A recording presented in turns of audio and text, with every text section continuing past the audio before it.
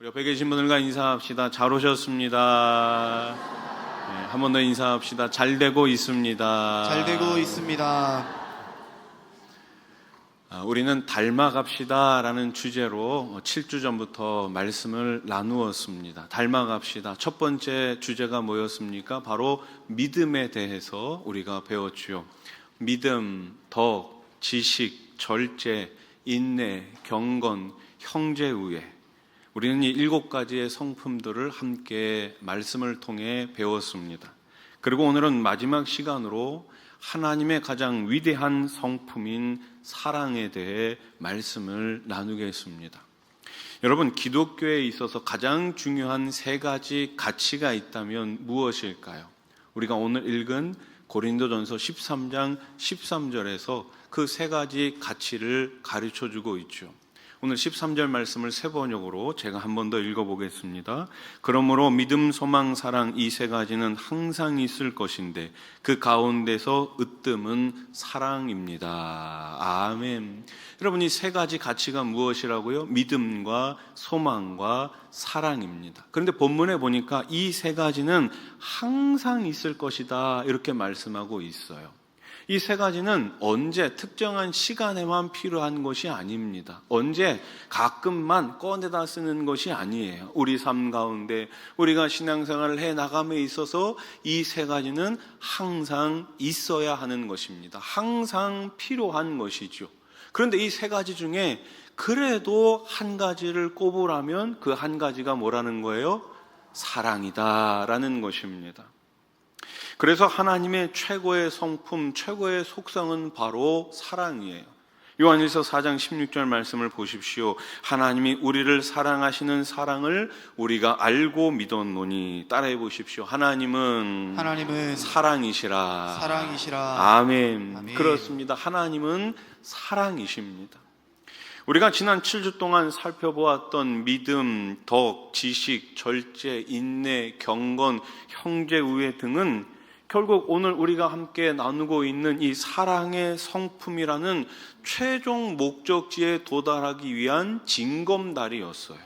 여러분, 징검다리 많이들 아시죠? 예전에 시골 같은 데 가보면은 이 징검다리가 참 많이 있었습니다. 냇가를 지날 때 이 듬성듬성 이 돌로 된 다리를 만들어 놓잖아요.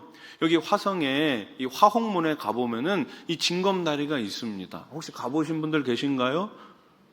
예배 마치고 한번 가보십시오. 아주 예쁩니다. 그 징검다리. 여러분, 이 징검다리를 모두 지나야지만 건너편에 도착할 수가 있죠. 우리가 하나님의 성품을 닮아가려면 이 8가지의 성품이 다 필요한 것입니다. 그래서 사랑의 성품은 있으면 더 좋고 없으면 할 수 없는 그런 것이 아니에요. 사랑을 포함한 앞에 7가지의 성품은 각자의 위치에 꼭 있어야 하는 것입니다. 자, 그러면 우리가 하나님의 성품, 특별히 사랑의 성품을 닮으려면 가장 먼저 기억해야 하는 것이 있습니다. 그것이 무엇입니까? 누가 먼저 사랑했느냐라는 거예요. 여러분, 한번 생각해 보십시오. 내가 먼저 하나님을 사랑했을까요? 하나님께서 먼저 나를 사랑해 주셨을까요? 제가 2부 예배 때 그랬어요. 혹시 내가 먼저 하나님을 사랑한 분이 계시다면 예배 후에 제 방에 잠깐 오시라고. 여러분, 우리가 먼저 하나님을 사랑한 게 아니에요. 전능하신 그분, 창조주 되신 그분께서 저와 여러분들을 먼저 사랑해 주셨습니다. 요한일서 4장 19절 말씀이 이를 증명하고 있죠. 같이 읽어볼까요? 시작. 우리가 사랑함은 그가 먼저 우리를 사랑하셨습니다. 아멘. 그렇습니다. 하나님이 먼저 사랑해 주신 거예요. 그래서 우리는 매일매일 하나님이 나를 얼마나 사랑하시는지를 알아야 하는 것이죠. 성경은 지속적으로 우리에게 사랑하라고 말씀하고 있어요. 그런데 어떻게 사랑하라고요? 따라해 보실래요? 서로 사랑하라. 그렇습니다. 서로 사랑하라고 권면하고 있습니다. 명령하고 있어요.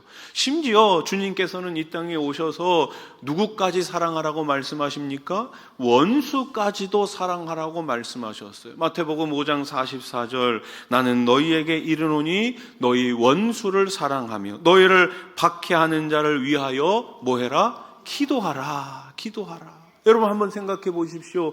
우리의 기도의 제목의 대상이 누구입니까? 우리는 지금 누구를 위해 기도하고 있습니까? 나를 위해 기도하고 있지 않습니까? 나를 좋아하는 사람들을 위해 기도하고 있지 않습니까? 나를 아껴주고 나를 사랑하는 사람들을 위해 기도하고 있지 않습니까? 그런데 지금 예수님께서는 뭐라고 말씀하세요? 너희를 박해하는 자를 위하여 기도하라. 나를 미워하는 사람, 나를 싫어하는 사람, 심지어 나를 박해하는 사람들을 위해 기도하라고 명령하고 계십니다. 그들을 위해 사랑하라고 우리 주님께서 말씀하고 있습니다. 그런데 어떻습니까? 우리의 사랑은 너무나 어렵습니다. 사랑은 참 어려워요. 그런데 이 사랑이 왜 어려울까요? 그것은 바로 내 안에, 우리 안에 사랑이 없기 때문입니다. 여러분, 우리 안에 사랑이 있을까요? 없습니다. 왜 그렇습니까? 우리는 피조물, 죄인이기 때문에 하나님께서 부어주시는 사랑이 없다면 내 안에서 사랑을 만들어낼 수가 없어요. 내 안에 사랑이 없으니 어떻습니까? 다른 사람에게 이 사랑을 흘려보낼 수가 없는 것이죠. 사랑이 없는데 사랑을 하려고 하니 힘든 거예요. 어려운 거예요.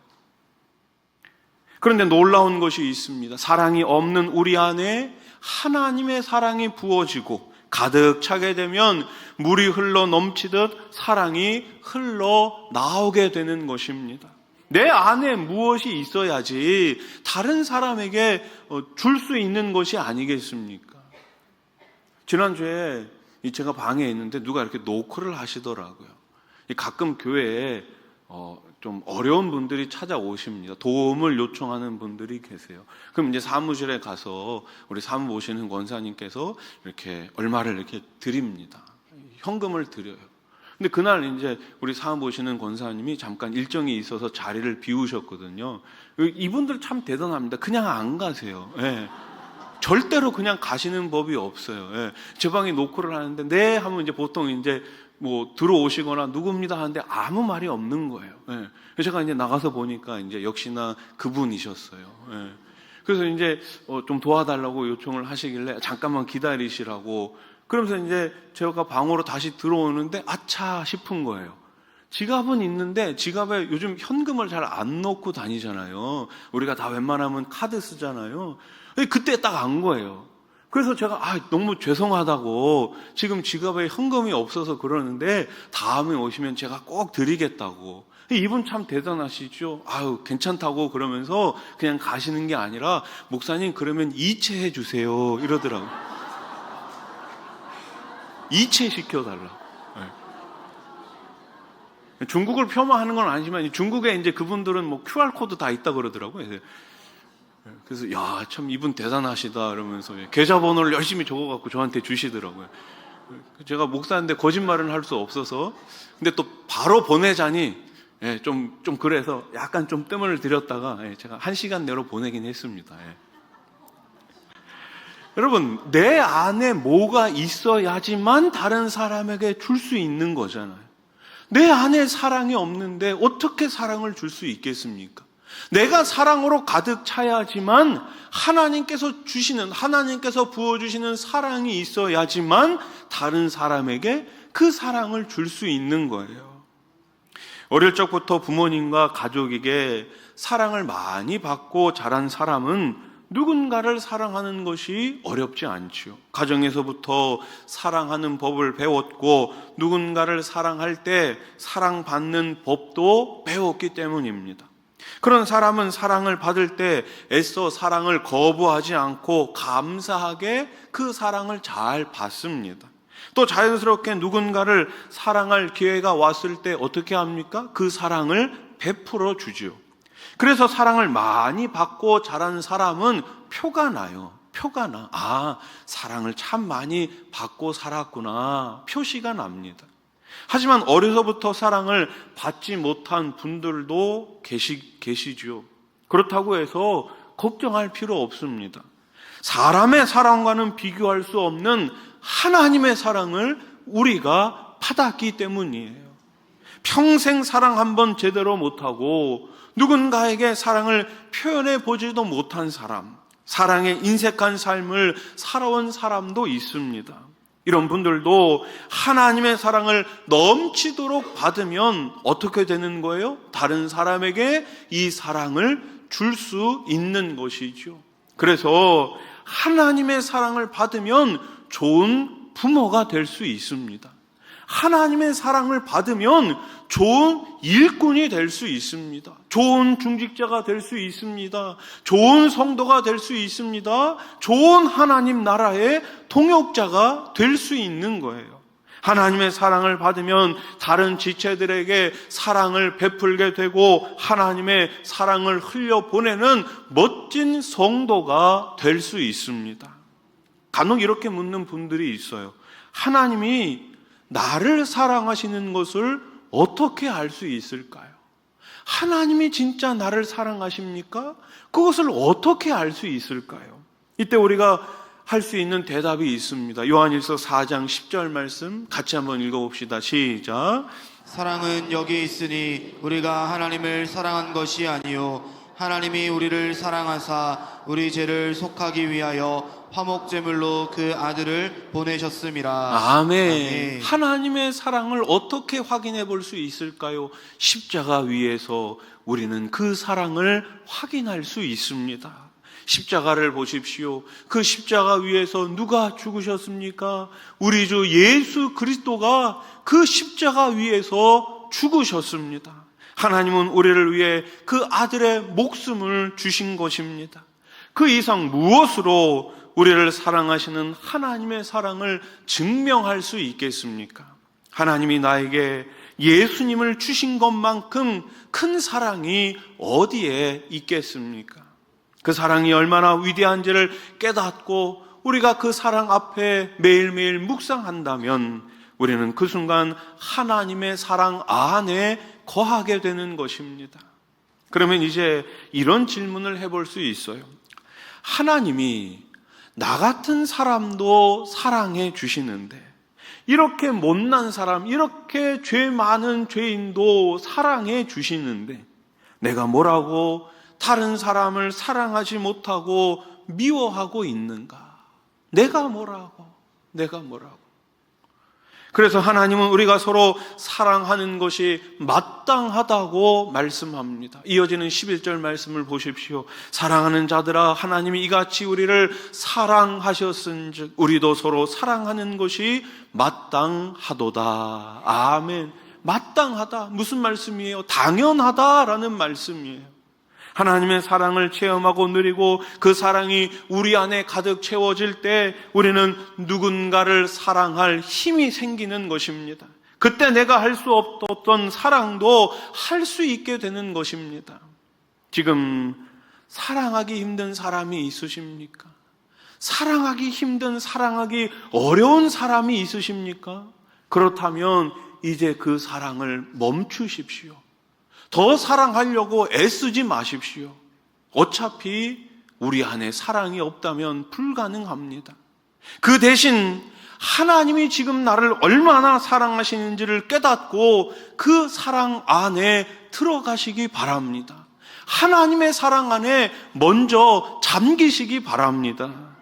그러면 이런 나를 사랑하신 하나님의 사랑 때문에 다른 사람을 사랑하는 것이 가능해집니다. 하나님이 나를 얼마나 사랑하시는지를 알게 되는 순간 그 사랑으로 나의 인생이 바뀌는 것입니다. 여러분, 기독교가 위대한 이유가 무엇일까요? 우리가 믿는 예수님이 위대한 이유가 무엇일까요? 우리를 위해 십자가를 지신 그 십자가가 위대한 이유가 무엇입니까? 하나님이 인간을 사랑하셔서 인간을 위해 대신 죽으셨다는 사실 때문이에요. 여러분, 세상 천지에 이런 종교가 어디 있습니까? 인간을 너무나 사랑하셔서 하나님이신 그분이 직접 이 땅에 오셔서 자신의 목숨을 우리에게 주신 거예요. 세상의 모든 종교는 어떻습니까? 인간을 죽여서 제물로 바치는데 기독교는 그 반대예요. 거꾸로예요. 신이 제물이 되어 인간에게 바쳐진 것입니다. 그래서 우리를 향한 하나님의 사랑이 위대한 것입니다. 우리가 알아야 하는 것이 있어요. 하나님은 우리를 좋아하지 않으십니다. 저와 여러분들을 사랑하십니다. 여러분, 좋아한다와 사랑한다의 차이를 아십니까? 이런 글이 있습니다. 꽃을 좋아하면 꽃을 꺾지만 꽃을 사랑하면 꽃에 물을 준다. 좋아한다는 말의 반대말이 무엇입니까? 싫어한다예요. 그런데 사랑한다의 반대말, 안 사랑한다는 사전에 나와 있지 않습니다. 그래서 좋아하는 마음은 싫어하는 마음으로 바뀔 수 있어도 사랑하는 마음은 반대의 마음으로 바뀌지 않아요. 그래서 사랑은 변하지 않습니다. 따라해 보십시오. 사랑은 변하지 않습니다. 변하지 않습니다. 그렇습니다. 하나님은 저와 여러분들을 좋아하지 않으세요. 대신 하나님은 저와 여러분들을 너무너무 사랑하십니다. 하나님의 사랑은 영원히 변하지 않습니다. 변하지 않으시는 그 하나님의 사랑을 믿고 감사하며 서로 더욱더 사랑하며 살아가시기를 우리 주님의 이름으로 축복합니다.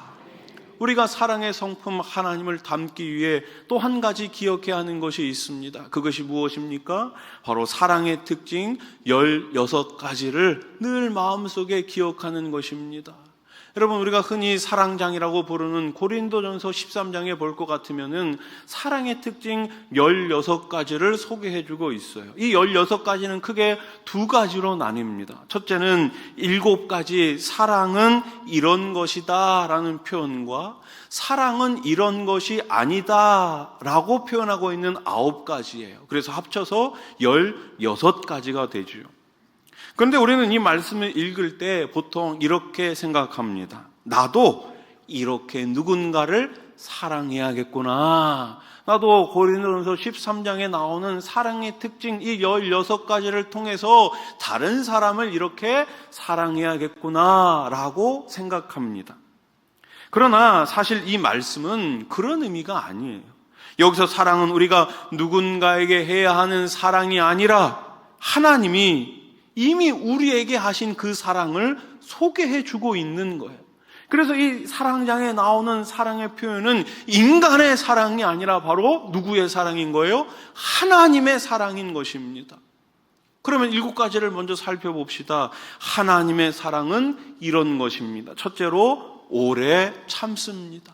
둘째로 온유합니다. 셋째로 진리와 함께 기뻐합니다. 넷째로 언제나 참습니다. 언제나 믿습니다. 언제나 소망합니다. 언제나 견딥니다. 이것이 바로 누구의 사랑이라고요? 하나님의 사랑입니다. 사람의 사랑이 아니에요. 하나님의 사랑이에요. 하나님의 사랑이 이렇게 우리에게 부어진 것입니다. 사랑이 아닌 것은 무엇일까요? 9가지가 있다고 말씀드렸어요. 하나님의 사랑은 이런 것이 아닙니다. 한번 같이 읽어봅시다. 첫째, 시기하지 않습니다. 둘째, 자랑하지 않습니다. 셋째, 교만하지 않습니다. 넷째, 무례히 행하지 않습니다. 다섯째, 자기의 유익을 구하지 않습니다. 여섯째, 성내지 않습니다. 일곱째, 악한 것을 생각하지 않습니다. 여덟번째, 불의를 기뻐하지 않습니다. 아홉번째. 절대로 실패하지 않습니다. 아멘. 아멘. 이것이 바로 누구의 사랑이라고요? 하나님의 사랑이라고요.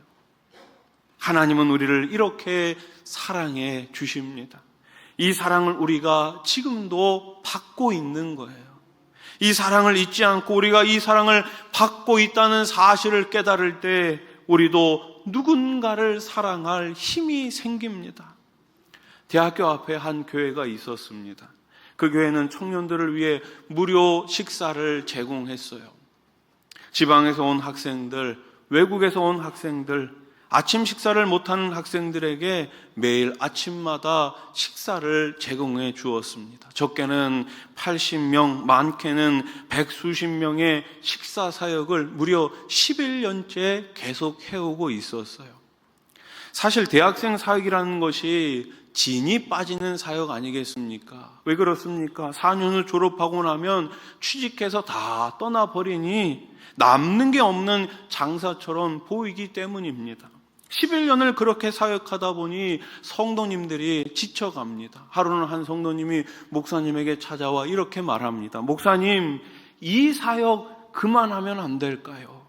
이 사역은 밑 빠진 독에 물 붓기 아닙니까? 성도님의 말씀에 목사님은 하나님께 기도를 드렸습니다. 그런데 그때 하나님이 마음에 감동을 주셨어요. 목사님은 수고하시는 성도님들께 이렇게 말했습니다. 우리 이 사역 계속합시다. 밑 빠진 독에 물 붓기 같지만 이 사역을 계속해야 하는 이유는 우리라는 밑 빠진 독에 주님이 먼저 물을 부어주셨기 때문입니다. 우리 다 밑 빠진 독 아닙니까? 그럼에도 불구하고 우리 주님이 먼저 우리 가운데 찾아와 주셔서 우리 삶 가운데 끊임없이 사랑을 부어주시고 은혜를 부어주시기 때문에 우리 이 사역 계속했으면 좋겠습니다. 하나님의 일은 원래 밑 빠진 독에 물 붓기 아니겠습니까?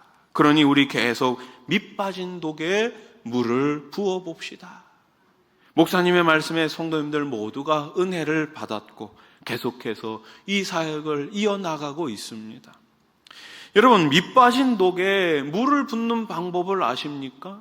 밑 빠진 독에 물을 가득 채우는 방법을 아십니까?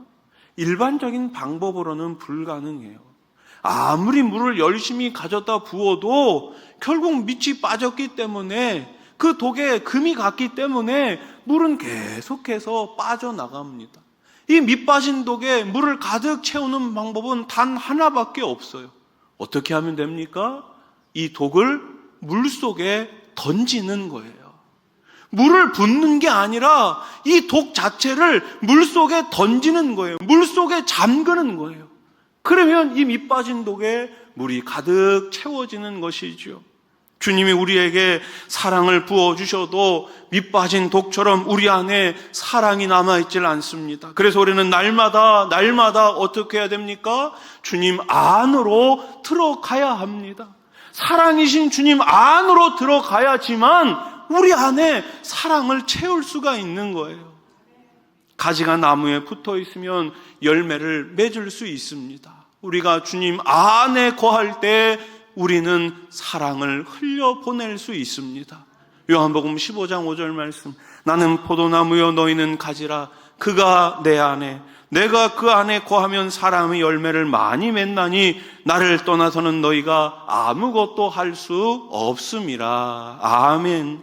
그렇습니다. 우리가 주님 안에, 주님이 내 안에 있을 때 우리는 사랑으로 풍성해질 수 있습니다. 풍성해진 그 사랑으로 다른 사람들에게 그 사랑을 흘려 보낼 수 있습니다. 사랑하는 성도 여러분, 하나님의 사랑이 부어지면 나도 모르는 사이에 사랑은 흘러갑니다. 그리고 하나님의 사랑을 받은 우리가 해야 하는 것이 있습니다. 그것이 무엇입니까? 바로 하나님의 사랑을 찬양하는 것입니다. 그 크신 하나님의 사랑 말로 다 형용 못하네. 저 높고 높은 별을 넘어 이 낮고 낮은 땅 위에 죄범한 영혼 구하려 그 아들 보내사 화목제물 삼으시고 죄 용서하셔. 우리 후렴 같이 찬양합시다. 하나님 크신 사랑은 측량다 못하네. 영원히 변치 않는 사랑 성도여 찬양하세. 할렐루야. 영원히 변치 않는 그 사랑, 매일매일 그 사랑을 찬양하며 살아가시기를 우리 주님의 이름으로 간절히 축원합니다.